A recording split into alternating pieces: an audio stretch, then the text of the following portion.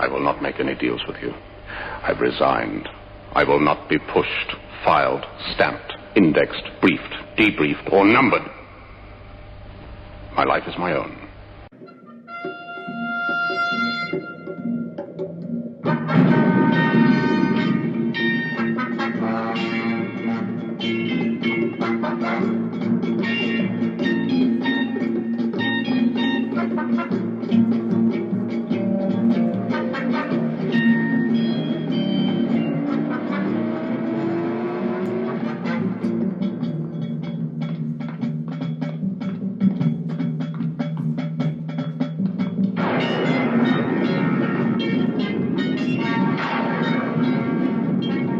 Hello! Thanks for joining me for another exciting episode of the Captain Mike Show. This is episode 9 in a multi-part series. I'm teaching on the book of Daniel prophetically. And for those of you joining me for the first time, welcome. Just pay attention to this show and the next show. And when you get some time, go back and listen to the previous episodes. Especially the one just before this, number 8, which kind of gives you a background to all the other episodes. But you can just jump in right now with me. This is going to be an exciting time of reading and just studying. And I'm going to go pretty quick, so get your Bibles open here. And we're going to start in chapter 10 of Daniel to give us a little bit of background to chapter 11, which is considered by many scholars one of the most challenging, but also the most amazingly prophetically accurate chapters in the entire Bible, which covers just some amazing things, mostly about the Alexander the Great kingdom with his 4 generals that ultimately ends with the Antichrist and with the end time world government. It covers a lot of territory. It moves pretty quickly. It's really intense. I'm going to read a lot of it and interpret it as I go. But as a quick background, let's just begin in chapter 10 of Daniel. Daniel has been fasting for about 3 weeks. I'm just going to give you a high-level overview of it. He gets a heavenly visitation from either the angel Gabriel or from the angel of the Lord, which is a type and shadow of Jesus. We don't know, but it's definitely a powerful angel and a powerful spiritual visitation. And we learn that particular angel has been fighting with principalities and powers ever since Daniel started his prayer time to get this message. And ultimately, there's a breakthrough in it. And this messenger angel, we'll call it, or type and shadow of Jesus, shows up and gives him interpretation, understanding to this warfare that's going on. And it's all about what they're about to present in chapter 11. And it's encouraging to Daniel that his fasting and his praying was heard, and God was very, he was very beloved of God.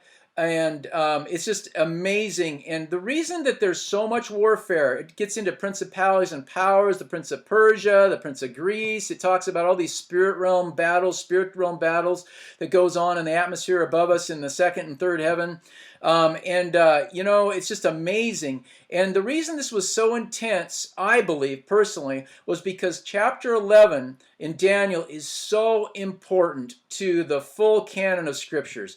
Without chapter 11, it is so incredibly accurate and amazing, and it deals with the end time stuff. And I'm sure there was a lot of warfare, and the enemy, the devil, didn't want to have all this stuff, gotten to us at this time, this information to us. I believe this information is for us in this time more than any other generation right now, because we're much closer to the end times than any other generation before us. And so that's why I think there was so much warfare in chapter 10 to get the messages of chapter 11.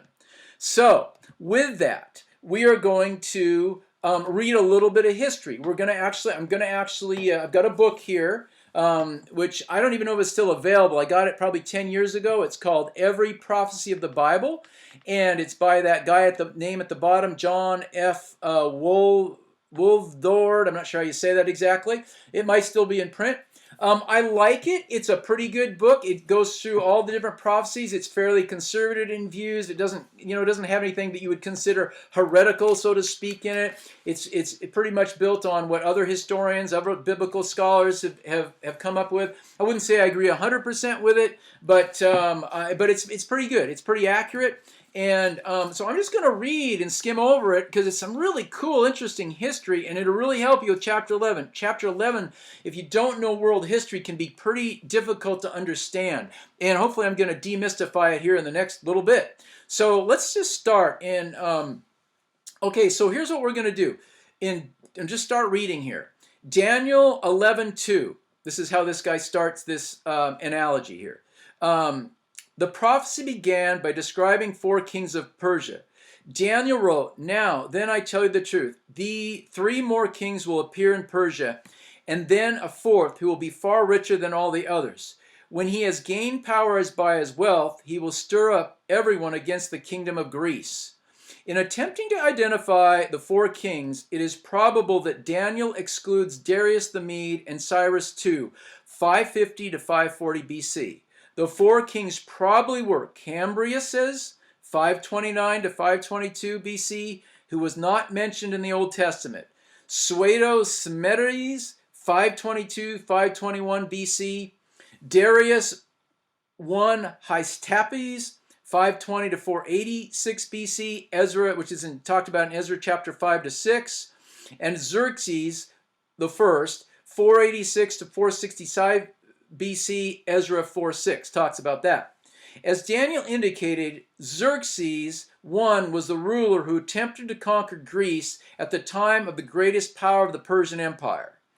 Xerxes had gathered an army of several 100,000 to war against Greece in 580 BC, in which his fleet as well as his troops were defeated. Persia declined in power after this. Many identify Ahasuerus, who chose Esther as his queen, as this Xerxes I. So that's a little interesting kind of trivia there. The disastrous expedition against Greece probably occurred between Esther chapter 1 and Esther chapter 2. Daniel did not give many details on the Persian Empire, as additional facts were furnished in Ezra, Nehemiah, and Esther, supplemented by some other minor books in the Bible, which I'm skipping over. Daniel probably died in 530 BC. His life ended before these events took place. Therefore, it has to be a genuine prophecy. So, yeah, he begins to speak about the amazing things in chapter 11, which we're about to read. Okay, now, let me see.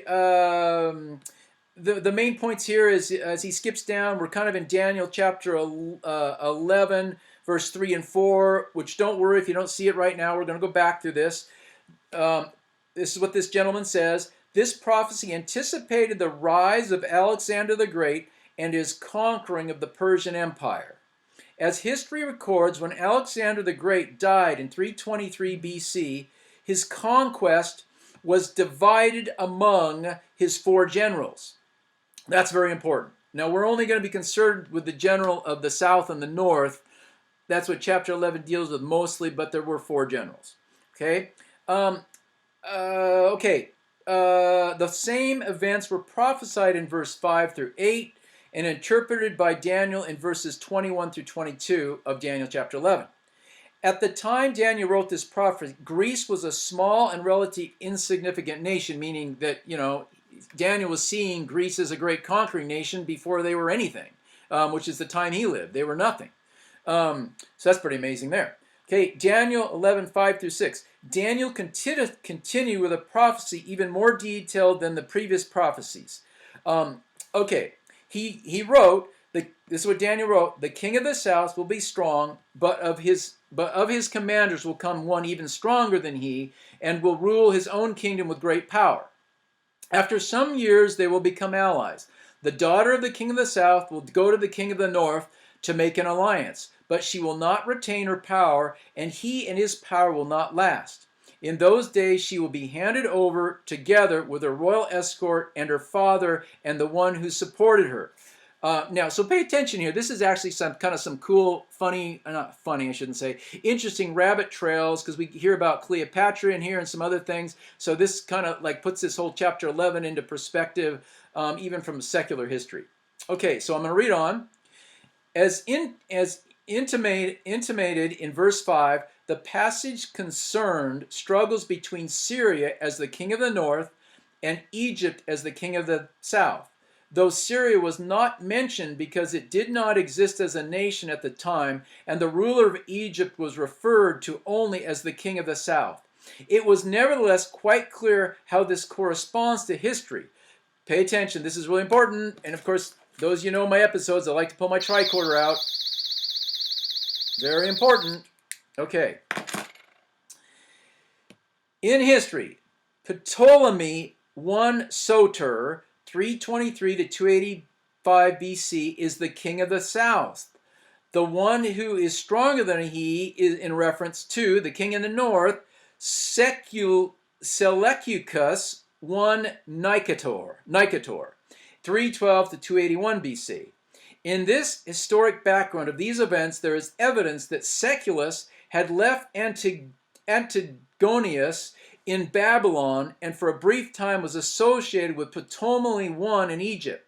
They together had defeated Antigonus, which made it possible for Seleucus to control in a military way the large Asia from Asia Minor to India and become stronger than Ptolemy, who ruled Egypt. So he was the guy of the north, this Seleucus guy. This explains verse 5 of Daniel chapter 11. One of his commanders will become even stronger than he and rule over his kingdom with great power. The two areas of strength in this period were Egypt, that's the king of the south, led by Ptolemy, and Seleucus as the ruler of Syria, the king of the north. It is also indicated after some years they will become allies. This kind of happens when two competing world powers, they do try to negotiate, meet, even though they don't have their own agendas, and we'll see that later on. You know, think of Russia and the U.S., happens today still. Okay, it would be normal to have intermarriage between these two rulers, and this is referred to in verse 6 stating, chapter 11, Daniel, verse 6 refers to this, the daughter of the king of the south will go to the king of the north to make an alliance, but she will not retain her power, and he and his power will not last. In those days she will be handed over together with her royal escort and her father and the one who supported her.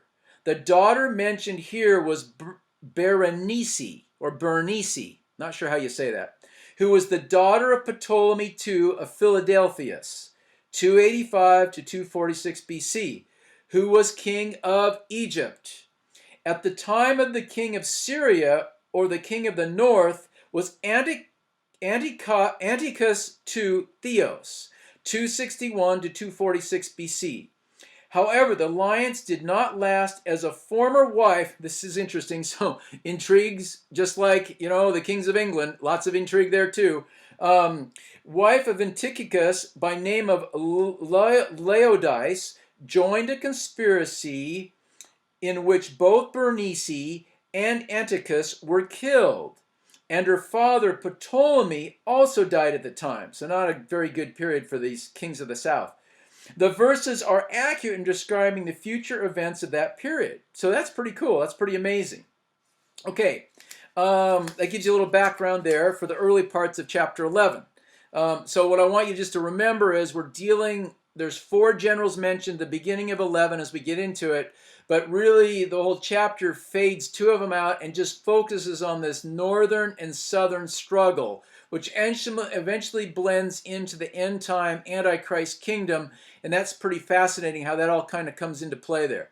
So hang on tight here.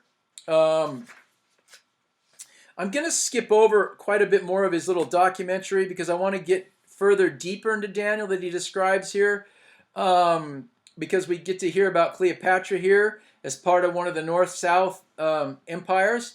I don't want to read too much more here. So we're going to kind of skip now into where they start to begin to talk about Daniel chapter 11, verse 17 through 20. We've skipped a fair amount of verses here. And so timelines have become to move forward. So now we're starting to get into the beginning of the Roman time period. Roman control. Romans started to become a power around 200 BC, just to let most of you guys aware of. Okay, now Daniel 11, 17 through 20. This is what he describes. At this time, however, Rome began to exert its power in the eastern Mediterranean, and it seemed best for Antiochus to make peace with Egypt, by marrying his daughter Cleopatra to Ptolemy V. Epiphanes. Daniel described this. He will determine to come with might of his entire kingdom and will make an alliance with the king of the south, which is, the whole daughter marriage thing, Cleopatra, and he will give him a daughter in marriage. So what this says is Cleopatra was actually born in the north in that Syrian area, and she was married to this southern Egyptian. Well, it wasn't really Egyptian because it was Alexander the Great, so it really wasn't Egyptian per se. It was more that Grecian influence at this time. And he will be given him daughter in marriage to the overthrow of the kingdom, but his plans will not succeed or help him. Okay, Antiochus, having settled things with Egypt, attempted to conquer Greece, but was defeated in 191 BC at Thermopylae, and in 189 BC again was defeated at Magnesia, southwest of Ephesus. This time by Roman soldiers. So see how strong Rome's getting. You'll find out as these king of the north and king of the south continue to battle with each other, they try not to get involved where Rome is involved because they're realizing there's a third dog now that's pretty tough that they don't want to get mixed up with. This fulfilled when Daniel wrote, "Then he will turn his attention to the coastlands and will take many of them, but a commander will be put an end to his insolence and will turn his insolence back upon him. After this, he will turn back towards the fortresses of his own country, but will stumble and fall and be seen no more." This would be Daniel 18 through 19. Though Antiochus was a great ruler, he failed to conquer Greece. His failure to conquer Greece left him a broken man at the time of his death, which occurred when he attempted to plunder a temple at Elam. All right. Okay, so now we want to get on into is this fourth ultimate northern ruler, Antiochus Epiphanes the fourth, which is a type and shadow of the Antichrist, and then starts to get really interesting.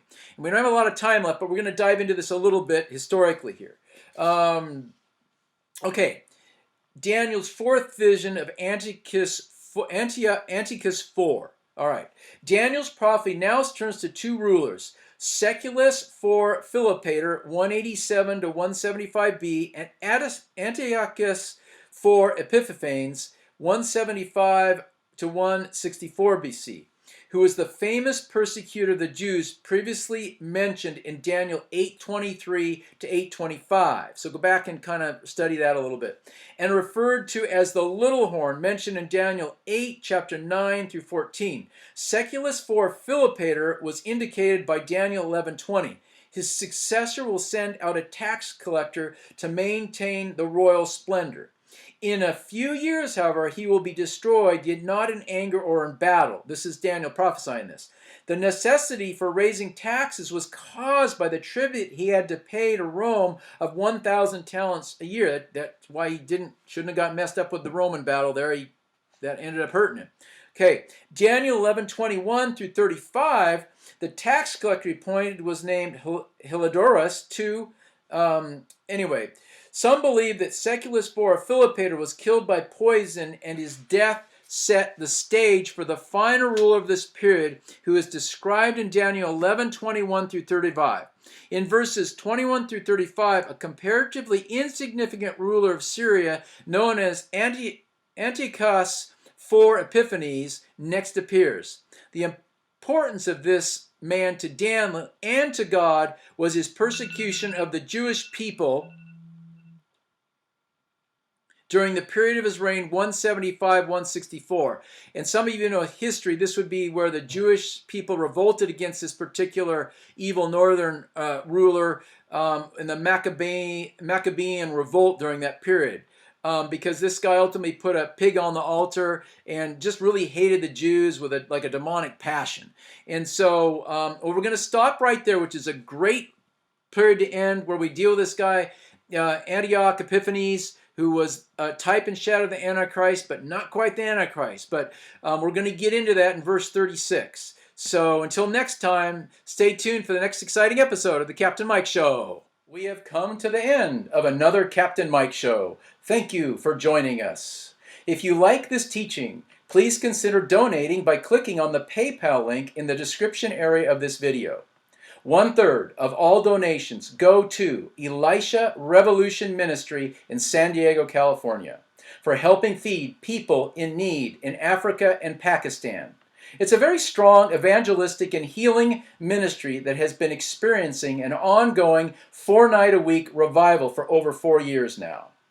If you would like to contact me directly, you may email me at thecaptainmikeshow@yahoo.com. Remember Acts 4:12, neither is there salvation in any other, for there is none other name under heaven given among men whereby we must be saved, speaking of Jesus Christ. And also, please remember John 14:6. Jesus say unto him, I am the way, the truth, and the life. No man cometh to the Father but by me. Blessings to all of you, and until next time, be seeing you.